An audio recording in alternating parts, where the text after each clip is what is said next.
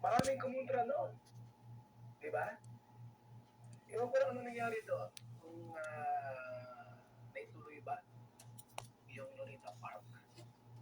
Sa lahat po ng babae po ng Kalingap, lahat ng babae ng Kalingap, katangi-tangi po at nag-iisa ang bahay ni Bianse. Kapag may tumaan doon, nagagandahan sila. Wow! Ganda ng bahay. Oo nga. Bahay ni Bensi ang pinakamagandang pinagawa ng Kalingap. Ginoo. Kakatuwa si Kuya Bon. Where's the beauty of the Tutuwa ako kay Kuya Bon magsalita, oh. Walang masama magtindahan po mga kaibigan kung gusto magtindahan, tama? Right, so karapatan mong magtindahan o kaya magnegosyo. Pero yung beauty po, yung tindahan na yaon, abay, sinira mo ang beauty. Ang kagandahan ng tindahan. And besides, mga kaibigan, sino ang bibili sa tindahan nila? Tell me. Sabihin mo sa akin, sino ang bibili sa tindahan nila? Kasi 50 meters po mula sa bahay nila, ilang lakad lang, cruising na po yun, cruising. Nandun yung mga tindahan ng malalaki. Wholesaler. Kakatuwa panoorin si Kuya Bon. Lahat ng tindahan. Parang si Duterte, majok-jok. Lahat ng klase pong mabibili, nandoon sa cruising mismo. Sabihin po, kung may bibili man sa tindahan ni Bianse, yung kapitbahay niyang isa, Kuya Bon. nasisira yung beauty po, mga kaibigan. Nasisira daw yung beauty, oh. Pinakamagandang bahay ng Kalinga. Dr. Lang! Doktor. Ba't nagsabi na Kalinga Prof, gusto namin may tindahan yung bahay namin. Isa na po naplanuhan ng maganda, no? May planning. May po, tatakpan po ng tindahan. Ang tanong, sino ang bibili sa tindahan nila? Nandun po yung mga tindahan malaki sa labasan, sa cruising mismo, 50 meters away. Ang layo. Nung talipapa, nung barangay. Sana, Ginoo. Bahala kayo. Ha? Nagtaka si Kalinga Prab, ba't may tindahan dyan? Siniran ng beauty ng tindang bahay ni Bianse. Kaisa-isang pabahay ng Kalinga, napakaganda. Sinira niyo ang beauty. Beautiful house. Ang bira naman. Sakarla. Sinong bibili sa tindahan? Abay, pwede kayong magtinda sa labasan, sa kanto. Pag mag-rent kayo ng doon, isang maliit na building, rentahan nyo. 1,000 a month. May tindahan ka doon sa malapit. Lalakarin mo lang.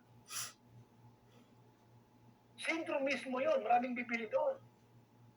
Yung sa bahay po nila mga kaibigan, puntahan nyo po. Sige, samahan ko kayo. Sige na. Tama kayo sa akin naman. Kung mayroong bibili doon ng mga sari-sari store. Sige. Kasi po yung bahay ni Bianse po, malapit sa cruising, nandoon lahat ang mga tindahan. Mga wholesaler, retailer. Sa lugar ni Bianse, ilan lang mga tao duman? Kaunti lang. Ibig sabihin po, kung gusto mo magnegosyo sa labas na, doon sa labasan, kung gusto mo magnegosyo. Kasi nga po, sayang yung kagandahan ng bahay. Ginoo. Sana po, di na nagkaroon ng planning. Grabe ang tagal ng planning niya, halos isang taon. Ito yung labasan, yung terrace, yung balkon. Ito, may plaza sa labasan para maganda. Very beautiful. Inilagay po ng tindahan po, mga kaibigan. Wala nang beauty. Bahala kayo dyan. Kung gusto nyo magtindahan, sige, magtindahan kayo. Pero Pero po yung kagandahan po ng ginawang bahay po ng Kalingap, abay sinira po nila. Ha? Ewan ko ba kung sino nag-planning niya? Sana po noon pa man, bago ginawa yung bahay, sana mayroong gayon na planning. Kalingap Prab, magawa namin ng tindahan sa labas, pwede po ba? Okay, isama sa plano. Mayroong tindahan. Nakadikit sa bahay kung gayon. At least po, gumanda. Yung bahay nila, may tindahan. Ang laki ng bahay po, may sari-sari store. Ginoon. Yung bahay mayaman po, mayroong sari-sari store. Sino may gawa niyan? Ha? Sino may gawa niyan? Babatukan ko. Si Dr. Love. Ang bihira naman kayo. Ha? Nasaan yung beauty, yung good? Ay, ang bihira, wala nang magandang bahay sa Kalingap. Sabi kay Carla ng magandang bahay. Kay Carla, magandang bahay. Milyon ang ginastos. Binagyan ng tindahan sa labas. Ano yan? Pangbabalahura yan sa bahay. Yung bahay po, binabalahura ninyo. Sa totoo lang. May totoo lang si Kuya Val niya. Bibili dyan po, walang bibili dyan. Bakit? Bibili ito sa way, naroon yung crossing. Lahat ng wholesaler, retailer na doon, lahat yung tindahan. Walang bibili dyan. Wala. Alam mo mga totoo yung sinasabi niya eh. Biro-biro lang yan. Sino may gusto niyan? Joke lang niya si Kuya Val. Babatukan ko. Ay, Ha? Sihira naman ko. babatukan. Ha? Mapasaway ka na. Sihira naman. Ang ganda ng bahay sa sirain ninyo. Ha? Sihira kayo. Nakakawala nung hirap to si Kuya Val. Ang tagal po, ganuhan yung bahay mo. Itong maganda, may terrace, may second floor. Nakakawala na stress. Magandang bintana. Matatakpan po lahat yan. Nasabi ko sa inyo. Tigil nyo yan. Tigil nyo. Susunodin ko yan. Hindi naman kayo. Hindi kayo naawa sa bahay ni Danse. Ano yung ginawa niyo sa scoop ko? Hindi ko lang yung bahay ni Danse. Kuya Val, ano mo si Dr. Love? Alam niyo po mga kaibigan, pinagmamalaki namin pinagmamalaki namin ang bahay ni Beyonce. Sa lahat ng pinagawa ng bahay ng Team Kalingap, kay Beyonce ang pinakamaganda. Pero ngayon po, binalahura na po, sinira na. May tindahan na sa... Iwan ko sa inyo. Wala na, sinira na ang beauty. Yung bahay ni Beyonce po, wala na. Gusto mag-negosyo po, meron kayong kapital, diyan sa labasan. Mag-rental kayo dyan ng bahay po. Store, 1.5 lang. Malakas pa ang kita. Yan sa kanila, sa labasan. Mismong bahay pong sinira ninyo. Iwan ko sa inyo, sino may nagawa niyan? Mabatukan ko. Ang bihira naman kayo. Ha? Sos!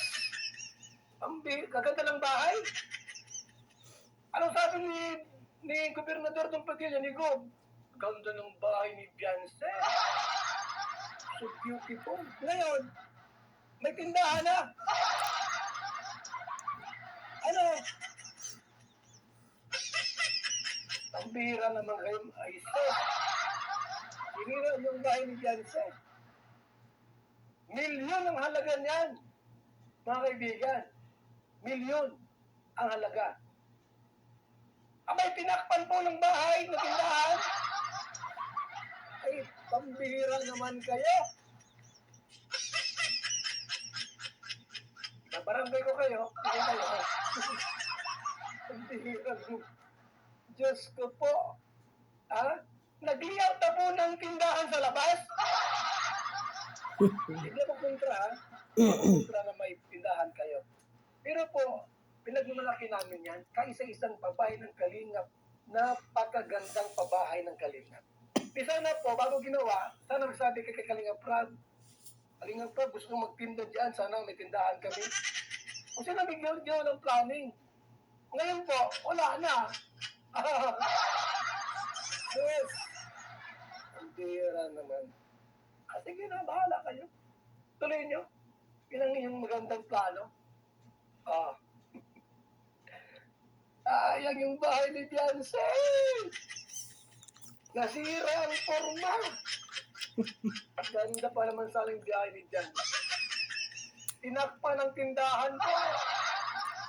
Wala nang kagandahan ng bahay ni Beyonce. Quit na lang. Dahil na po sa tindahan, ano? Ay, ang tanong ko, sinong pipili dyan? Sige daw. O, tanong ko, nagpipili ba dyan? Sige. Malapit yung cruising. 50 Sige meters na, bye-bye. Nasaktan tiyan ko kay Kuya Bal, katatawa. Bye-bye na mga friend.